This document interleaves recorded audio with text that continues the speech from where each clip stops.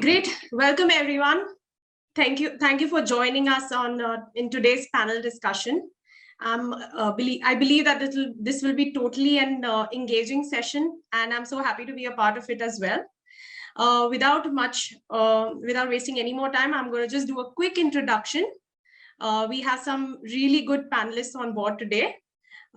First, I would like to introduce Professor Raghuveer Singh. He is the Vice Chancellor for Tirthankar Mahavir University. Welcome, sir.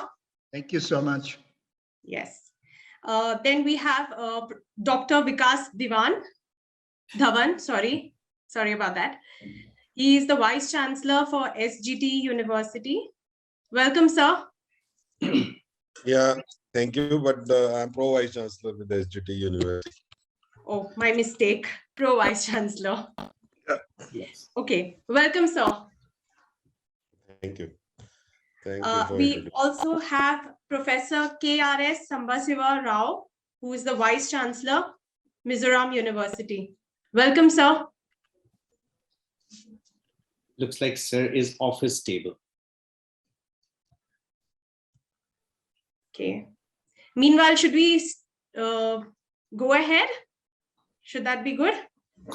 I'm good, Reena, to get started. Okay, I have to introduce you. That's the one thing. So today's moderator is Shantanu, Mr. Shantanu Rooj, who is the CEO and founder for TeamLease EdTech. So welcome, Shantanu. Over to you now. Thank you so much. Thank you so much, Reena. And it's really a pleasure talking to all of you, sirs. I mean, all of you are experts and veterans in the higher education segment. And I'm sure we are going to have some interesting discussion, interesting insights, interesting findings out of today's discussion. Thank you, Professor Rao, for joining us. We have had several conversations on several webinars. So yes, we have met many times earlier. Professor Singh and Professor Dhawan, I think we are meeting for the first time. Thank you.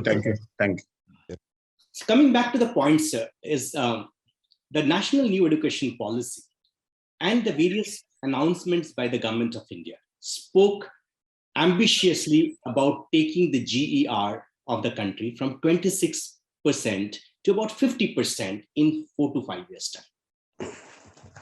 But we all understand that this is a target which is better said and extremely difficult to execute. There are many challenges.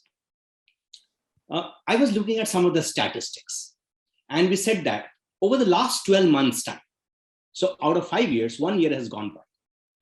Our GER has gone up from 26% to about 27%, 1% increment in about a year's time. The global averages said that the global averages of the GER across the world is about 29%, whereas the developed countries are doing much, much better than us. US at about 88%, Germany at about 70%, UK is about 60%, China is nearing about 50% today. The way GER is defined in this country is the set of people who fall in the age bracket of 18 to 23 years of age, who are supposed to be college going. Out of every 100 such individuals, how many are actually attending college? That's the way GER is being computed.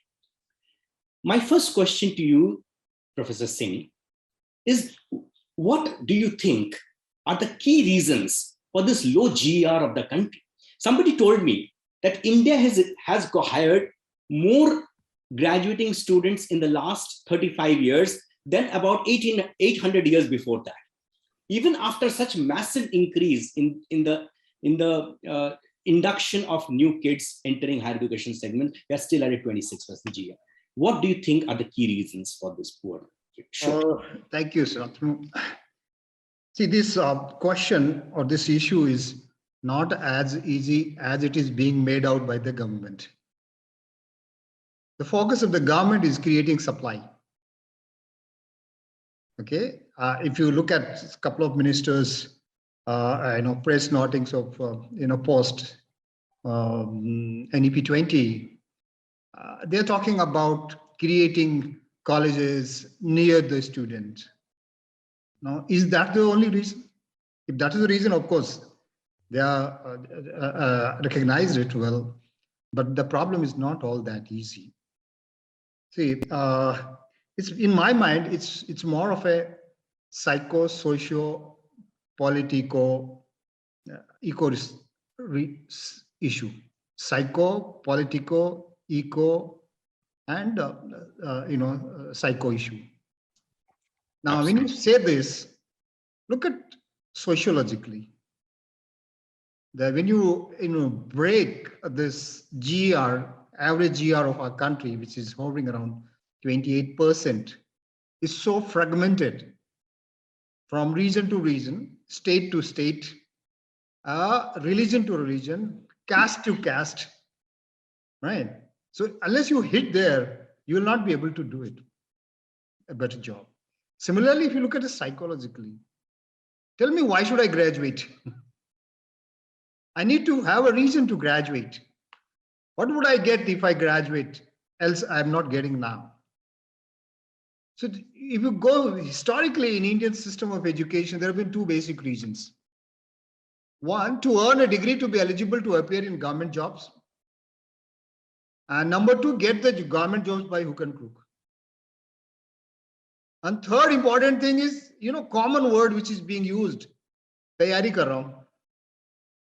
This is the most common word used, tayari kar raha hu. So these are the three ultimate reasons of, higher education. So that means there is a real missing link. And also, socially, if you look at, the parents and the neighborhood, they recognize earning a degree is a big social honor. Right? So the people today are after the degree. Now, another proposition which the government over a period of time has floated is vocational education. Unfortunately, that vocational education has got a stigma attached to it. Though government brought whatever you call is a vocational education framework, but still it is attached with a vocation. So unless it is unless made a BA in carpentry, BSc in embroidery or things like that, people will not accept it. So the government have to look at it from a beneficiary point of view, not from their own point of view. So demand can be created provided people consider earning a degree or having a higher education for their own worthwhile. Is it worthwhile to have a higher education? In my mind, that's the biggest issue. Creating a supply is not a big deal. I mean, you can always create a supply. No, there is a saying that supply will set up to fill the demand gap. So if there is a demand, supply will itself correct that demand. But the issue is of the demand. Government has been over a period of time talking about bringing equity, affordability, accessibility. All that's fine. But where is the relevance? Is higher education relevant to the beneficiary? We're going to have a deep dive as we move on. Subsequently, we'll have a deep dive on that particular issue because my focus would be all around the beneficiary. Absolutely. And I think, sir, you are hitting the nail on the head directly. And you asked a very relevant question, and I would like to ask this question back to Professor Rao now. You asked a question that, why should I graduate? And I thought only the teens today are asking this question. My daughter asked me this question the other day. I was surprised that you asked this question, why should I graduate? And it's a very valid question, sir, because college degrees aren't the same anymore. In about 50 years back, a college degree possibly earned a job for everybody. You had a degree, you have almost the right for a job. Today, that's not the case anymore, right? 60% of the taxi drivers in South Korea are graduates today. Close to 31% of the retail checkout clerks in the US are graduates today. Even 19% of the higher-end security guards in India are about graduates. So that means graduation isn't the same anymore. My question to you, Professor Rao, is slightly fundamental now. I'm going back because Professor Singh asked that question to me now. So in today's world, of work, where employment is shifting from a lifetime contract to a taxi cab relationship, which is short, which is finite, intimate, but it's for a very short period of time. What is more important, education or skills? are degrees important at all? Should people do graduation at all? Is this vision of the government to get everybody to higher education framework, is that an unrealistic view of the world today in the light of changing scenario? What is your view, Professor? Thanks, Shantanu-ji. And I'm a little bit not critical like Professor Singh and you, because it was different opinions. We have to think about this. For example, if you just think about education for employment, education for skill development, education for common sense, education for knowledge, these are various issues. It differs from one person to another person. And education is for job for many of the people. But getting job is totally not dependent on education alone. And getting skills also, it is totally not because of education. It is because of so many factors, skills also. It will be different. If we just ask that kind of question, it may be difficult for me, to a person like me, to answer. But I always believe in one particular point, always, you know very well about that. I am a person, always education is for getting knowledge. This is always, I feel very strongly. And because being a Vice Chancellor for several years, even today, I am studying a degree. That is, it is not for any skill development. It is not for any kind of job benefit. I'm a student even today as a Vice Chancellor for 5 years. I'm doing my MBA degree. You know very well about that. And I don't need to do any degree now at this particular point of time. But I still believe that education is important for me to get knowledge. And I always a person to believe that education is for achieving knowledge. But simultaneously, we get benefits of employment. Simultaneously, we get benefits of skill development. May be possible, but I don't totally prefer that it is only for job and only for skill development. People has to think to survive in the society, you need to do some job, or getting employment is very much essential. So education is one of the way to get employment or livelihood. Either they can go for business or some other thing. And it is one reason that one way, one avenue that they should get some livelihood and they go for employment. And simultaneously they get skills, simultaneously they get common sense and knowledge, and knowledge to survive in the society. This is the outlook I had in my mind. And people should also think that education should be for getting knowledge and global awareness. Because if you are, I recently had been interacting with one girl who is studying MBA in Hyderabad. I don't want to tell her name, but I was also sitting there and I was asking, who is the President of India? She could not answer, who is the President of India, though she is studying MBA. I'm really surprised to know a person who doesn't know about the Prime Minister name and President of India. And again, I asked her, do you know where is Mizoram? She could not answer, and that Mizoram where it is, and she is not knowing that Mizoram is also a state in India. So what is the use of education without getting a knowledge? This is what actually. I always think that education to get knowledge and awareness and an avenue for getting survival in the society, I always think. And the getting livelihood in the society either through job or earning something is a different aspect. But education gives definitely some kind of a knowledge and awareness about the society. This is my feeling always. Absolutely. Maybe Professor Singh and Professor Vikas may not be agreeing with me, because it is everybody's feeling towards job and getting livelihood. But I have a different perspective in this aspect. Absolutely, sir. And I was reading this book by Professor Chandra from Ahmedabad University. He wrote a very interesting book, Building Universities That Matter. And he said that in that book that there are 3 different purposes of education. One is to make great citizens of this country. Number two is to fulfill one's lifelong quest for learning. And third is to ensure that people earn their livelihoods. So yeah, obviously all three of these things are important. And to add to the fourth thing that Professor Singh alluded to is a social signaling value. I did not differ with you when you said that education is important. I was just trying to understand your views, sir. I would like to come back to Professor Dhawan now. Sir, Professor Singh alluded to the fact that when government is looking at GER, it's talking about creating supply. It's talking about making education accessible. And their assumption is that if you make people education accessible, you can actually get a lot of people coming into higher education. I'll come back to that question in some time. But my question to you, sir, is that even if you have to create accessible education, it's not only about physical infrastructure, it's also about creating so many teachers who will be teaching so many new kids today. Higher education industry overall, if I look at all colleges and universities in this country, has close to about 14 lakh teachers available in this country. And if the GR has to go to that level, and if the type of infrastructure that is talking about, the number of teachers will have to double in the next 5 years' time. How will we do this?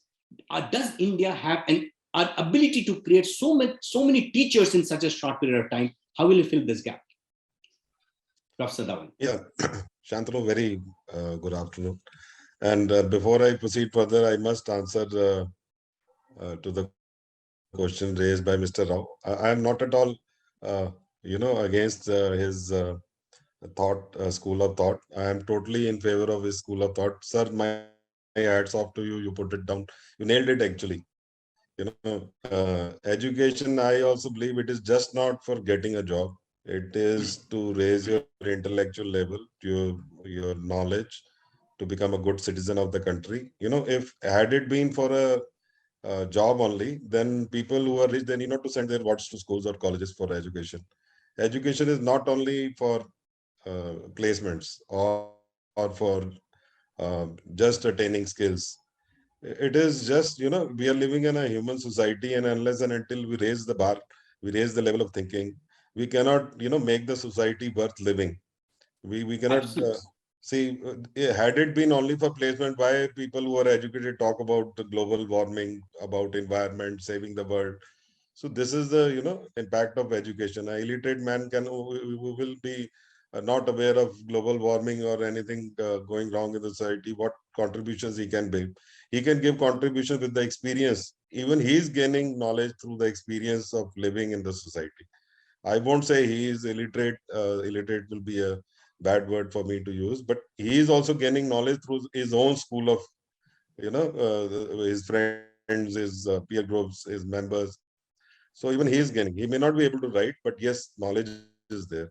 So one thing is that. Second thing, the question that you have put in, the supply of faculty, because supply is a very critical word in terms of education. Supply of funds by the government, supply of faculty, supply of students, supply of courses. So you have put me one question of faculty. I've been a firm believer that does a PhD degree certify that the faculty standing in a classroom will be a good one? Does it certify? Is it a red line that yes, what UGC is pointing out again and again, that PhD is mandatory in higher education and universities? Do we certify that a PhD guy coming down to a class will be able to teach that class, the students, in a proper way? First is this.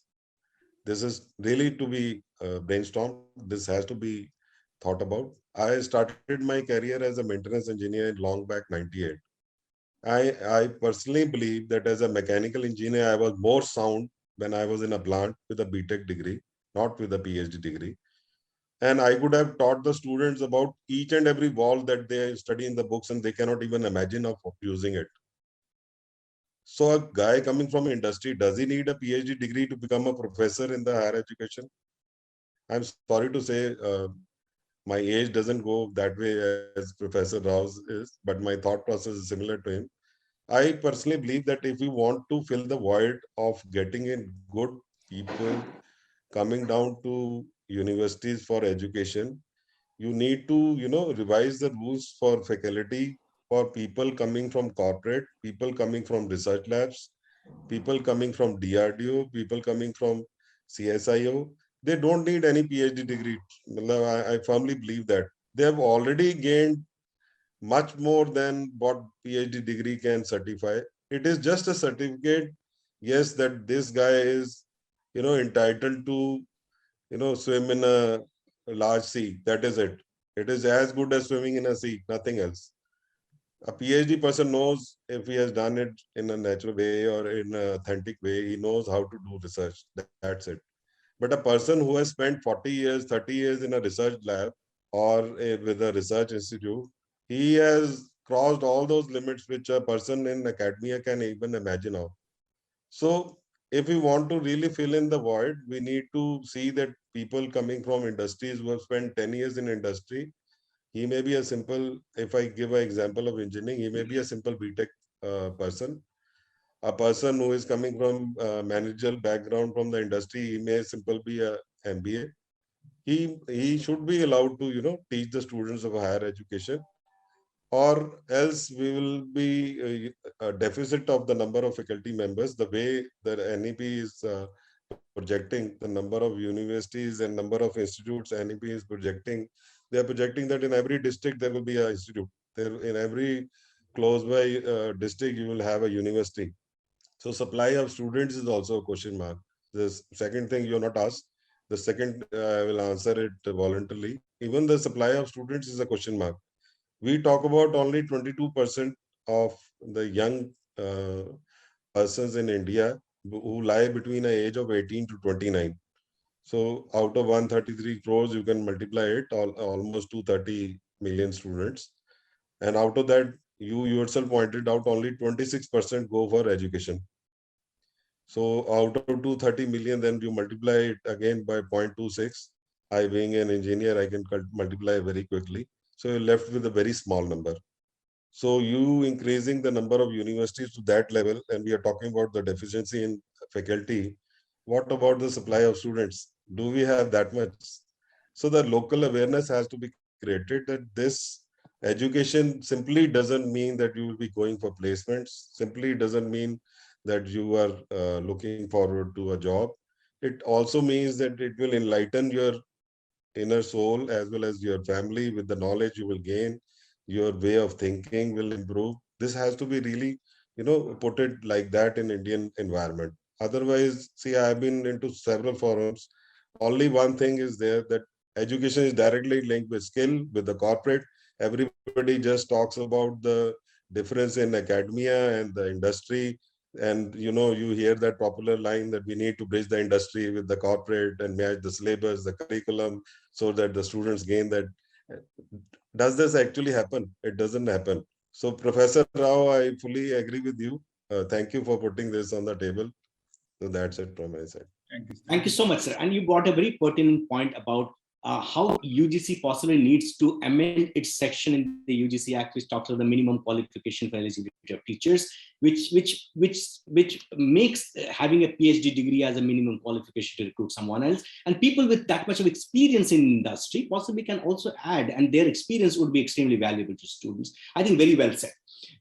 Professor Singh, I would like to come back to you with certain questions that you raised last time, and they're very interesting. You asked a question that the small GER the country has is not only a supply problem, but it's a demand problem. Now, my question to you, sir, is that I looked at two different figures in this particular case. One is kids between 18 to 23 years of age. Look at the entire universe and how many kids are in higher education today. That turned out to be 26, 27% for sure. But if I look at that, if I look at this entire universe, we realize that there are also kids in that universe who have not even passed their class 10, not passed their class 12. Obviously, they're not even eligible for higher education. So counting them for a higher education entry is a wrong maths in that case. So if I look at the entire universe and say how many got into higher education, is 26%. But if I make a subset of it, this saying that how many are eligible to get into higher education and then went to higher education, then India is at a higher end of about 80%. Which brings me to a different question, sir, is that if you have to fix this higher education GER problem, you have to stop this dropout rates in higher secondary. If students are not passing out of class 12, how can you actually increase people getting into college? What is your opinion, sir? How do you arrest that problem of dropout in higher secondary schools so that we have more eligible kids who can come and join college and then can take care of the question that Professor Dhawan asked, are there enough kids to join the higher education system? Thank you. Let me clarify my stand. I really appreciate both of my fellow colleagues. Education discussing is how to increase GR. Never questioned the importance and relevance of education. We all know it very well at the stage at which we are. In a entire contextual social fabric, we know how important is education, what it does to the people. So nothing to discuss on education as such now. We can go on debating endlessly on the importance of education, how it is delivered, how it's structured. Second point which Dr. Vikas made was about PhD and creating more manpower in teach. I too come from almost the same profession which you have been, Dr. Vikas. I was the only thing that I was an electrical engineer, right? And then did my MBA and PhD. Now, the purpose of PhD or having done a PhD not necessarily makes you a better teacher. The purpose of a PhD is to assure two things if you have done it really well. Number one, how do you generate knowledge which is authentic? And the knowledge which you have generated, you can defend it through a process which you have learned over a period of time, number one. Number two, how to raise pertinent questions within the given environment. These are the two most important things which a PhD person would do. People coming from research institutions have their research in a different context, or they have their own processes. So the two cannot be equated. However, there is already a provision for practice professors, especially in management and engineering. So it's not that the practitioners are not in any way demeaned. They are equally welcome. I think most of our institutions have practice professors. Good But you can only get them as visiting faculty, no, sir. You can't not visiting. No, they are full-time practice professors. So, for example, can I join your organization as a professor? Yeah, professor of practice. So there is a different entry method for practitioners. So AICTE allows it very well. They allow it. Okay, the question which you asked me, how to actually raise the demand, and which your insight into the data, and you had a deep dive on the data. That's very, very well. Okay, so there has to be a multi-pronged approach or a multi-pronged strategy. It's, one approach will not work. The first thing which I like to have is massive funds and more funds by the government. Government is nowhere close to that 6% of GDP, what they used to talk in 70s, late 60s and 70s. Still, we are hovering less than 4%. And that funds can be pumped into numerous aspects, not just creating institutions. There's so many things which needs to be corrected in the country. Okay. And one of them would be how to reduce this dropout ratio at primary and secondary level. If you examine more closely, where does this dropout ratio is more? This dropout ratio is more in poor families. The families where you have parents engaged into daily wages. So as the child grows, there is something called opportunity cost. Completely. Which probably NEP has also mentioned. How to fill that opportunity cost. But unfortunately, government wants private institutions to fill that gap, which I don't think is possible for private institutions to fill that particular gap, right? So if you can, cater for that opportunity cost of the children, I think you can have. There are some schemes of the government in terms of, midday meals, etc., have improved it over a period of time. Okay. And again, the question comes, the relevance of education ultimately. So it's not education per se relevant, relevance for me. Whose relevance? Relevance for me as a beneficiary. What good education can do to me? Education per se is great, no doubt. It develops a person. It lets you the worldview of so whatever happening. But what do I consider education is for me? And that varies from segment to segment. Unless that goes home well, it'll be difficult to raise that bar even at the primary and secondary level. And also, one need to analyze psychologically that you cannot have fruits of your efforts in education immediately. There is a long gestation period. It might take 20 years before the fruits you get for your efforts in your education. So the psychologically one needs to be prepared for that particular aspect. And then above all, I said that, the government has to look at mitigating that opportunity cost also, not put it on the private hands. And all that is fine, but in my mind, structuring the program, that is the delivery of the program. What to teach and how to teach is become most important. How do we deliver? See, if I today sum up how students view teachers is, we have completely lost reverence and relevance of the professor in the classroom just because the way we teach and what we teach. So that comprehensive review is required right from the bottom level, that is from primary level. I would rather call it a zero-based curriculum structuring, like you have zero-based budgeting. Let's look at that and focus on outcomes class-wise. Or if you could say a primary level, by the time a student passes out the primary level, what would he have learned or what he can do little things?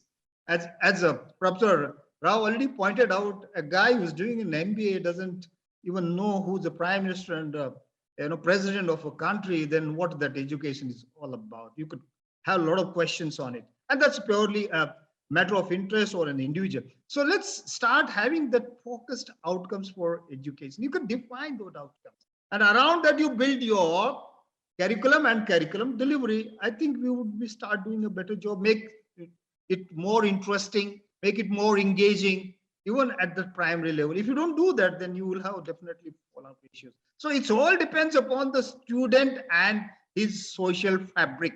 Unless we change that, I don't think we can get any success in it. You asked several questions. Professor Vikas, you want to add something to that? Yeah, I think I would endorse Professor Singh's idea. The entire curriculum and the teaching learning process has to be changed. I will beautifully explain it with one example. What happens in Indian environment is that when a student goes to a school, what he is taught is 2 + 2 is 4, or 2 × 2 is 4. And if, say, suppose any student gets up and he says 2 × 2 is 5, the teacher will scold him there and then. No, it is 4. You have killed the innovation of the child there itself. You should rather ask him, son, how it is 2 × 2 is 5. There are two ways of asking. One is, no, this is not, I told you this is 2 × 2 is 4. And the other thing is you go to the child and ask, and you sit him on his table and ask him, okay, you prove it how it is 2 × 2 is 5. I may have learned it in a wrong way. So there you actually motivate the child to innovate. We talk a lot about innovation at higher education level, but we have already made the mindset of the child from class nursery to 10th he is actually used to a rotten memory. And in Indian, that is why Indian innovations are not very well accorded all across the globe, because see, the early stages of life where the child has to be taught how to innovate, or you need to bless him that yes, okay, whatever you are thinking, let us see how what is your way of thinking. But what we do is we incept our way of thinking into the child and then ask him to innovate when he reaches the higher education level. At that time, we have already killed his innovation. We don't allow any thinking. That's basically. Yeah, that is very true. You are very right at this point. That is why I wanted to add it. It makes so much sense, sir, because in today's world where Google knows everything, there's very little premium available for knowing something. Yes. It's learning which is becoming more important. It's curiosity which is being valued more over intelligence these days.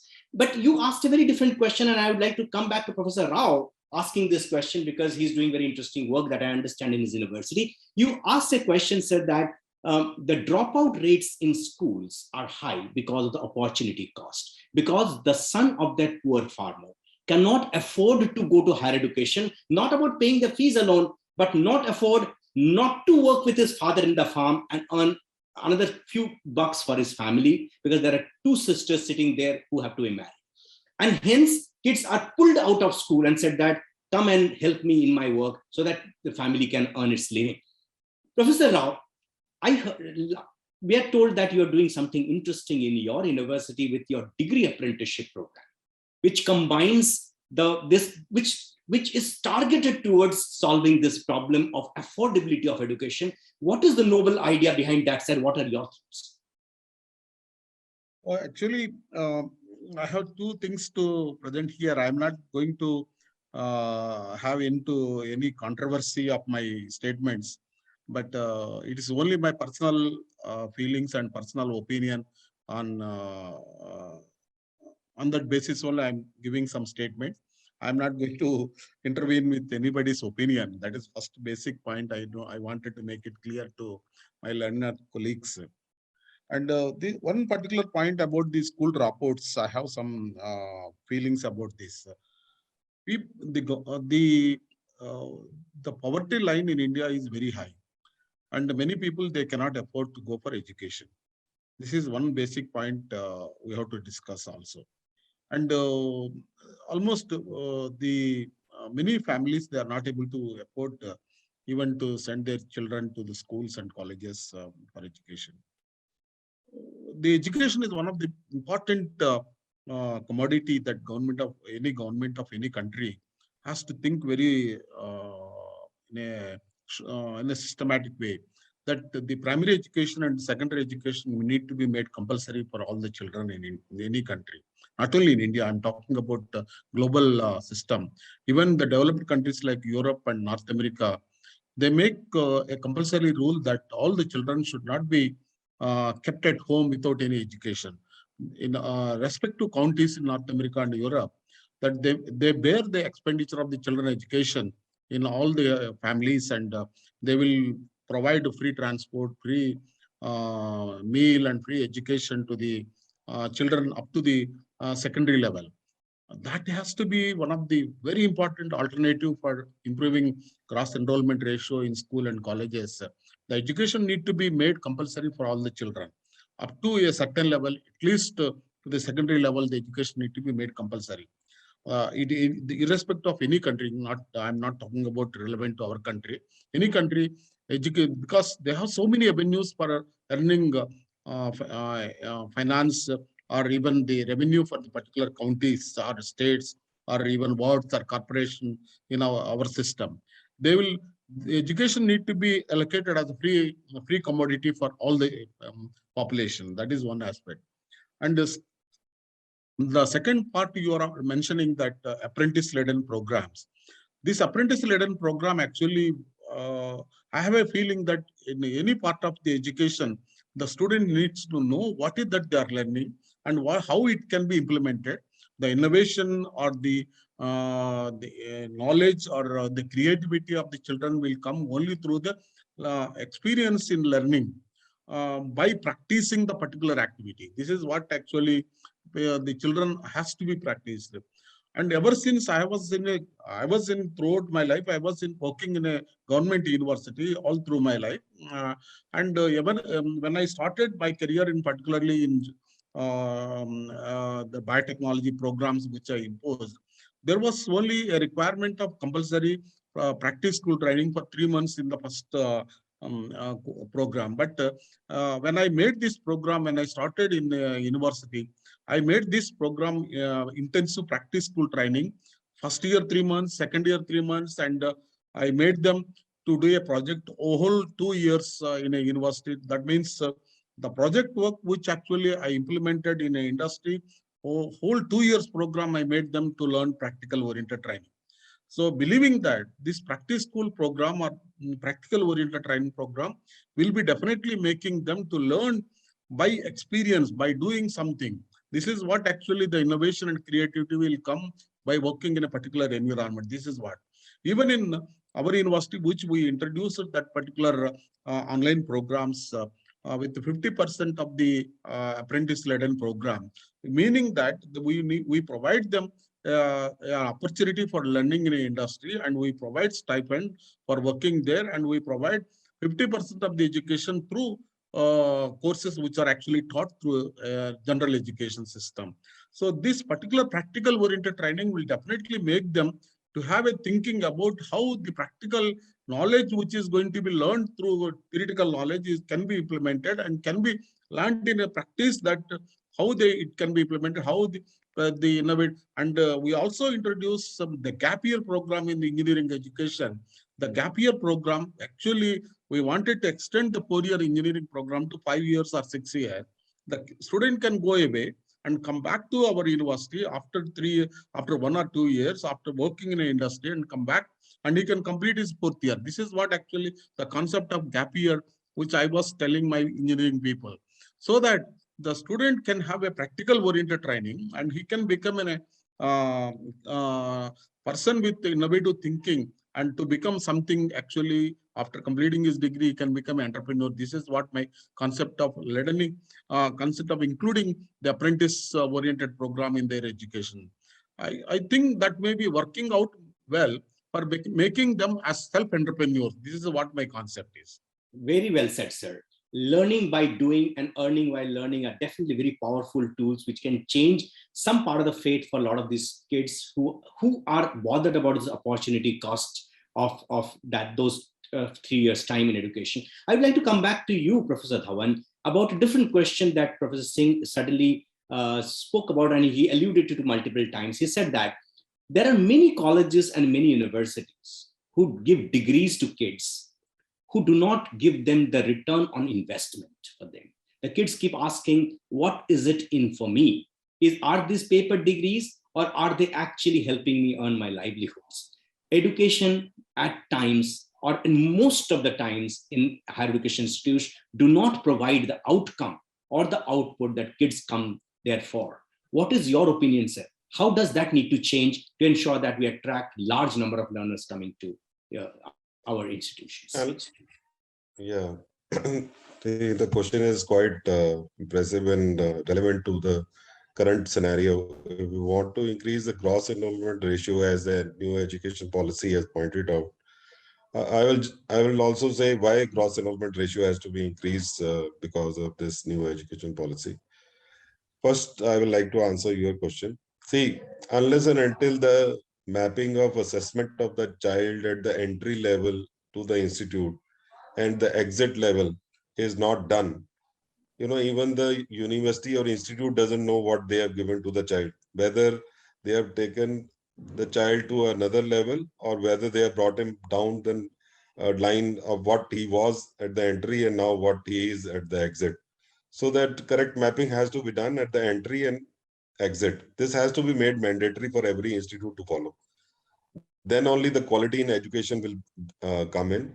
And then every institute will actually, get aligned with the government's policy that, yes, we need to take this child to a higher level, to the next level, in terms of, his knowledge, in terms of his awareness, in terms of his intellectual skills, in terms of the skills required by the corporate, in terms of what particular course he is joining, for what he has joined.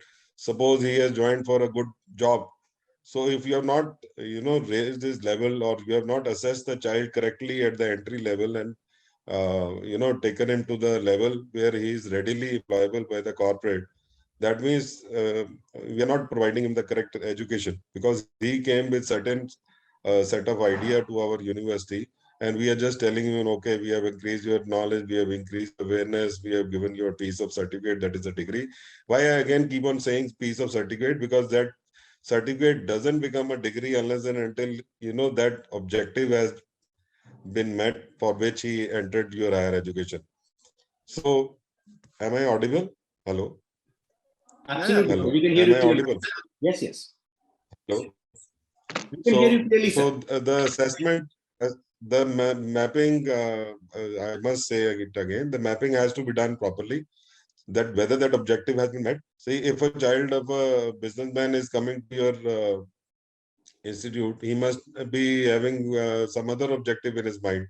He may become, he may want to, harness his entrepreneurial skills. So unless and until we do that, so in plain words, the entry and exit, they have to be mapped. Where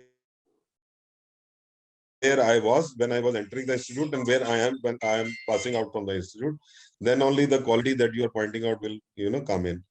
And the second thing, the gross enrollment ratio is not only important for the country that yes, many people get graduated or many people get educated. See, the new education policy talks about holistic education.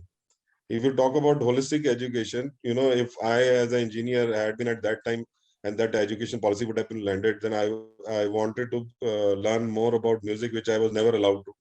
So I wanted to learn guitar. So 3 credits have to be given for my learning of the music. Suppose there are only 5 kids in your entire university who want to learn music, but you have to hire a music teacher. So if you increase the number of enrollments, in that way you will be able to, cater through the different needs to the different area. You can uh, make the child to learn different subjects. I will give you one example. My university, because I take care of the new education policy implementation in my university.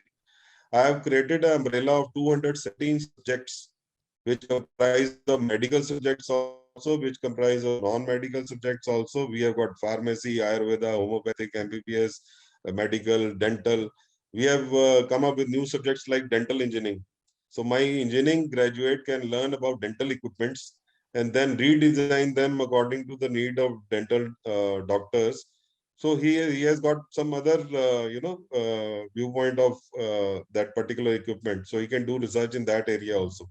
So the engineering graduate, when he talks about the value-added subjects and the other discipline subjects, he can learn subject from Ayurveda also. He can learn subject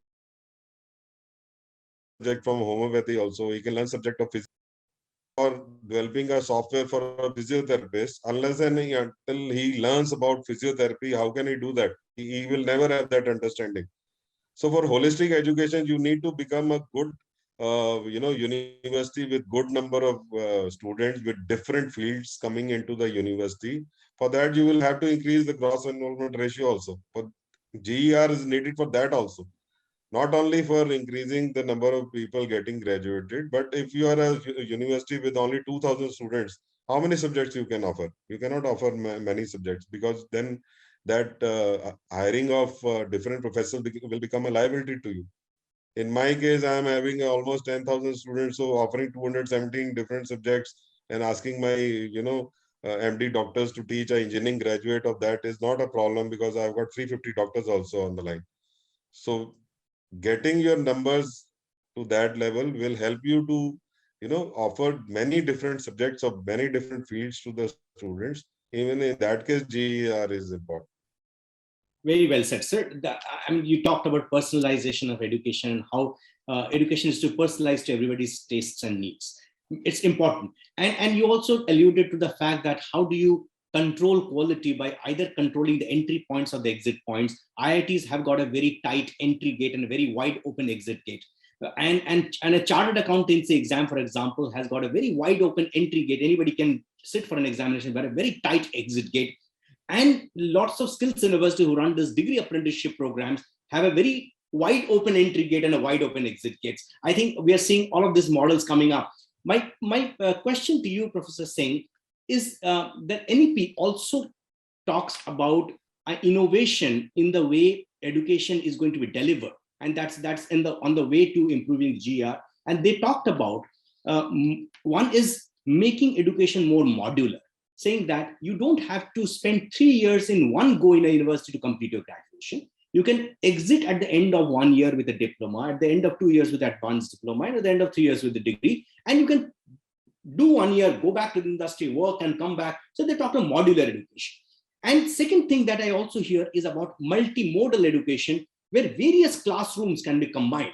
Some part of the education can be done in a physical classroom. Something can be done in an online classroom using a SWAYAM or a MOOCs or anything else. Something can be done in an on-the-job classroom, as Professor Rao said, even in internship. So there could be a confluence of multiple classrooms. Do you think innovation is required in the way education is being delivered and it is being consumed? There's no choice with us. We need to have innovation. Now, when we innovate, I only have an idea that whatever you do, you first find your why. If you want to do, say, hybrid education, find out why you want to do it. What part of education or what part of your course you want to deliver online, which one you want to deliver through, say, apprenticeship, which one you want to deliver in-person education. There is a great role for asynchronous as well as synchronous education, field learning, through apprenticeship, through your, various internship programs. There's nothing to deny about it. I mean, this is the best way to bring your education closer to the reality, or bring education close to the work. Because I come from BITS Pilani, we had an excellent method of bringing education close to the practice. We had PS1 and PS2, that is practice school 1 and practice school 2. PS1 was for 2 months and PS2 was for 6 months. It was so that 99% of the time a student was picked up in the PS2 by the same company. And it was very closely monitored because we also had off-campus professors whose role was to monitor that student's progress. It's not like today what we have, so-called internships where student is left all alone and he puts together that report in whichever way he gets. No, it's not that. Now, to do that, as Professor Dhawan spoke to, you need to have numbers. You need to have economics going for your institution. You can't do all those things unless it is the economics which drives all these, process. So, as I said, there has to be a huge amount of funding. It's good to say, do this, do that, but where is the finance coming to do all those things? No, I want to have everything what you said, but does my budget support me for that? So we've been discussing about GR. Dr. Vikas also mentioned that why GR should be answered. But to be very frank, I've been going through these documents for some time on GR. I didn't find why. I did find a lot what we must do and how we must do it. But we didn't find why we want to do it. So unless you find your why, you can't get other two aspects better. You can't get a good results unless you know why are you doing, what's the purpose of doing this? Or is that why an appropriate why? Absolutely. Completely agree with you. So the purpose has to be first defined before. Purpose has to be defined. Yeah, GR करना है, कितना 90 करना है, क्या करना है? Yeah. Graduate करवा के फिर driver बनाना है क्या उसको? Absolutely. Very rightly said. I have a different question, you Professor Rao now. Yeah. Sir, this is a very open secret that in India, it's difficult to find very good teachers. Not because good people are not available, but just because many good people do not enter the profession thinking it's underpaid, underrespected. And so there's a dearth of good quality professors entering the teaching as a profession. Somebody told me, Shantanu, the government of India must create a parallel of an IAS or an IRS or an IPS called Indian Education Service, which becomes aspiration, which is respected, which is paid, which is recognized, which is as powerful as an IS in its parallel domain and analogy, and which should focus towards creating and ensuring the best quality brains coming into the teaching profession, and education will change for this country. What is your opinion, sir? What should we be doing to improve, to ensure the best of the brains joining teaching as a profession? You are right. I 100% agree with you. In India, education is being preferred as secondary or tertiary alternative only. How to improve the quality of teachers in an education system is one aspect, always a burning problem. But the one which you are talking about, Indian Education Service, will not be suiting this requirement. Why? Because IAS or IPS or ICS or some other profession is their respective administrators in that particular area. Similarly, you can have an administrator in Indian Education Service who can be an administrator in a particular institution or a particular university. They can be administrator Indian education. My power has gone. I will be in dark. Don't worry. I'm joining from my mobile. Well, Indian Education Service will be catering the needs of the administrators who are going to be in different educational institutions. But that is not the solution for a good teacher to be available for the institutions. As you rightly pointed out, that the remuneration for the schools and colleges and universities teachers, actually, in particularly in various organizations where they are recruiting them on a temporary basis and they are not being fully paid, it is quite understanding that a person without stomach full, he cannot deliver his goods. There is no doubt about that. His stomach should be full when he has to work hard. That is very important. And when they have a feeling that they are not being paid and they are paid only for a particular work, they will never dedicate for their service and profession. This is one particular aspect. Unlike like some European countries where teachers are being highly respected and highly rated, in those countries, particularly take Finland, has been one of the prominent preferred job in Finland. So Indian teachers also need to be ensured with the minimum salary at least. Then only preferring the particular profession will be coming definitely into that one will be increasing. Some extent, private institutions and deemed institutions where their salaries have been highly paid, many teachers are going there and they are able to survive and they are able to do something justification for that. But in the government sector, particularly in many state universities, teachers are not being recruited and they are being run with the temporary faculty, guest faculty, part-time faculty, and they are not really been able to serve the cause and also purpose, and the children are getting suffered with the lack of proper training in those institutions. It is a big burning problem.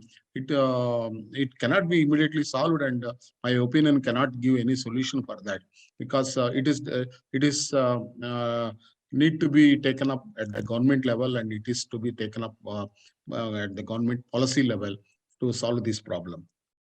Thank you so much, sir. And I have one last question to each one of you. First one coming to Professor Dhawan.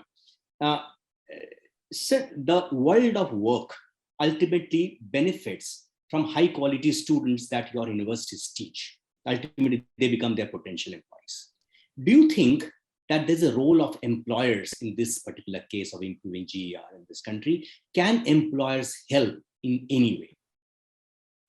Yeah, see, I will tell you this with an example. Almost 7 years ago, I was attending one conference held by CIA, and there was an ambassador from Canada out there speaking, and I was fortunate to talk to him over lunch. You know, he said that in Canada, what we do is we do not launch a course just like Indians do. What we do is, suppose Bosch company needs 20 engineers at the end of a year for a particular, line. Then what Bosch and that university will do is they will sit together and formulate a curriculum, will develop a course, and they will have just 20 seats. They will accept 20 students for that, take a good test, and then make 20 students to enter into that course. And at the end of the year, throughout the year, Bosch and the university take the responsibility of skilling them with that particular skills which are required by Bosch for those 20 engineers to be on that line. And the training is done partially on Bosch platform and partially in their labs in the university. Plus, skilling of those students in the classroom is done by professors of the university, plus engineers from Bosch who come there for 1 or 2 hours a day in a class.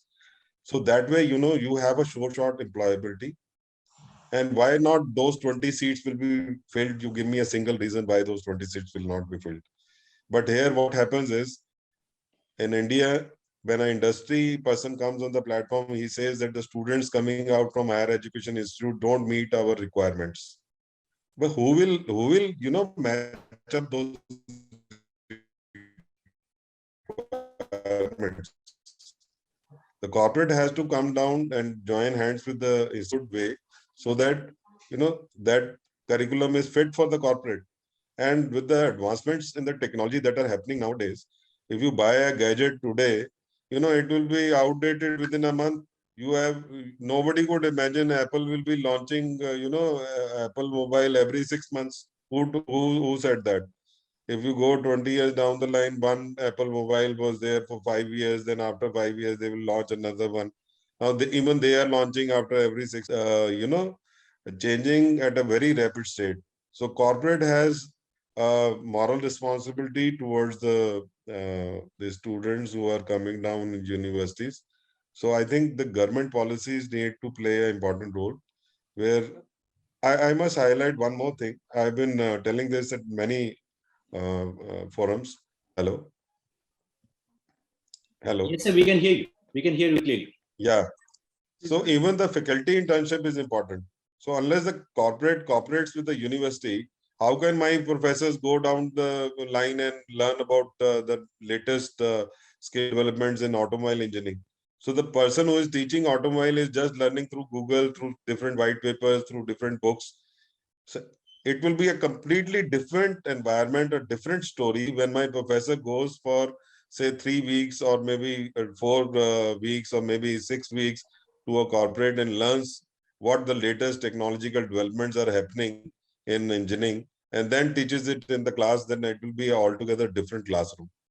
So let me be very honest. I had an opportunity to meet one of the mechanical engineers from Leicester University once. He said that prior to teaching automobile engineering, I had to spend 6 months in automobile company. So my university says, okay, it is a paid leave for you. You will be working there for 6 months, then come down and revise the syllabus and teach those students. So can we meet that professor's, knowledge? Can my professor meet that professor's knowledge? I think Professor Singh will agree because he is also an engineer. So a person who has not lived a day in a plant, you expect him to prepare the child for a 40 lakh package? Now, what you're saying The is person absolutely who was- relevant, and it's also implementable. What you're saying is Yeah. absolutely implementable. I'll And add to this. Shantanu, I'll add to this. What Professor Vikas says. We are calling this program as an industry immersion program. When I was at Manipal University, Jaipur, we implemented this program and taken cost into account, all faculty, free leave, free cost. And even at my own university, we have implemented this program. That's a very, very relevant and important program for a faculty to appreciate what he or she is teaching. absolutely, I think Yeah. this is extremely noble, and that is in the right direction, sir. My last And question. even Shantanu, Yeah. even you go we are ahead, sir. trying here. I must point out, because you said what corporate needs to do. I am trying since last 6 months for different industries in NCR, that my teachers want to get internship into your, this industry. And there are n number of questions from corporate, why they want to come down, this and that. So there are to be certain government regulations whereby at least, every industry needs to train at least 4 to 5 professors also, and allow them to come to their plant, learn for a few months. Because see, every university gives almost 2 months holidays to their professors. By regulations, we have that. So we give that in summer and winter. Why not professors have winter and summer internships as students have, for better Very well dissemination said, of sir. knowledge? And we, Dr. Vikas, I mean, I tell we would you, love to partner with you in case you need all to. the industry, I tell you, Shantanu, let me tell you, industry speaks for the purpose of press bites, I tell you. Very When true, it comes very to true, sir. implementing, they will not do it. But I We heart ask, out to you, sir. we want industry ready people. Arey bhai, that's not our job to give industry ready. You come and help us. Yeah. absolutely My well job said. is to create thinking individuals. And Professor Professor Dhawan, industry. in case you think that we can help, and at Team Leads will be very glad to partner with your university to find out such opportunities for your teachers. Very glad to do that. Most welcome. Yeah, why My not? Let's last look question at to you, Professor start Singh. working. I have a question which has been there in my mind for quite some time, and I need to ask that to you before I go to Professor Rao.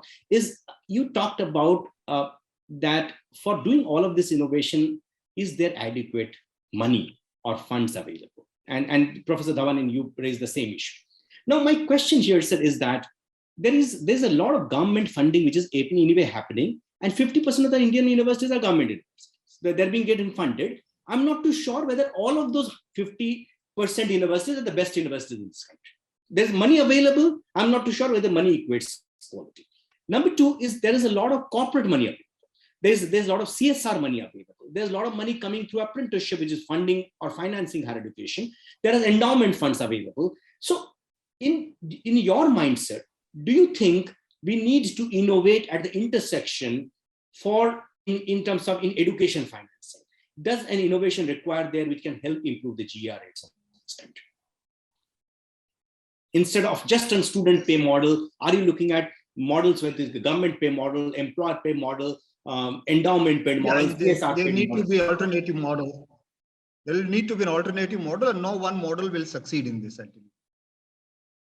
There has to be a mixed approach. A government has to have its own role. Corporate has to have its own role. Right? Even community has to. See, like if you look at, if we want to improve GR, there are government dictates. Where is the community involved in it? Have you ever spoken to the people who are beneficiaries, the parents who are beneficiaries, the pradhans of that particular village? Kaise badhaye isko? Koi bolte nahi unko jaake. There is no involvement of the government, of the community. Unless you involve the community, you cannot increase GR. Great. That's where you go to hit. I was talking to some of the higher education leaders in Ireland and in Finland and Germany, and they were telling me that Shantanu, they have a very interesting apprenticeship model where they make the education employer funded, who ultimately benefits from this output of the kids. And they said that Shantanu, stipends can help this industry in much more way than subsidy can. And they're also trying to do innovation on education financing. I'm sure a lot of work is happening there, and we possibly need to think about financing. For example, CSR, 2% of the net profit has to be given for CSR. God knows where that is going. Why can't that be utilized for these apprenticeship activities or for internship of the students and things like that? I mean, we have to innovate within whatever we are doing. There's nothing going to be, breakthrough innovation. You don't require breakthrough innovations here. Absolutely. Thank you so much. Around whatever we're doing, rethink from zero. That's interesting. You will find answers here only. Just the interest of time, my last question, Professor Rao. Sir, what do you think can the government do in terms of regulatory reforms which can help improve GR? Is there any expectation from the regulators, from the policymakers, which can actually catalyze this particular process? I think I already made that in some of my points that government need to make compulsory education for all the children up to certain level, up to high school and secondary level. Compulsory education by providing free education, free transport, free meal, and as like the other countries are doing. And the education budget need to be enhanced a little bit in all the sectors, in all the corporate and other areas. Then only the GR will be 100%, not 26% or 50%. And like European and North American countries, Indian government also need to make compulsory education up to secondary level by providing free education. Then GR will be 100% in our country. Thank you so much, sirs. And in interest of time, I'll have to conclude. Though I was really enjoying the discussion with all of you, and there's so many interesting points that you make. To improve the GR, there's so many suggestions that were made. And I'm sure that you're talking about a new format of education, a new life form, possibly, which provides a higher output and a higher outcome of learning. Learning could be either earning his livelihood or making him a good citizen or solving one's quest for learning, but the outcome has to be kept in mind. You see a role of the employers as much as you see the role of the government. You also believe that there has to be some innovation at the intersection for education financing, which can make education affordable, accessible, high quality, and which is outcome driven. I'm sure yes, your opinion and your views are going to make some impact to the industry once people listen to this discussion. Thank you, all of you, for joining us in this discussion, and look forward to our next discussion very soon. Thank you, Shantanu. Thank you. Thank you so much. Thank you. Thank you. Pleasure. Yeah, thank you. Thank you. Thank you, everyone. I will be also sharing all the video snippets which are ready. It will come to you in a few days, and also this video which we'll upload on YouTube. So you will get all of that. Thank you again. Thank you, Reenu. Thank you. Thank you.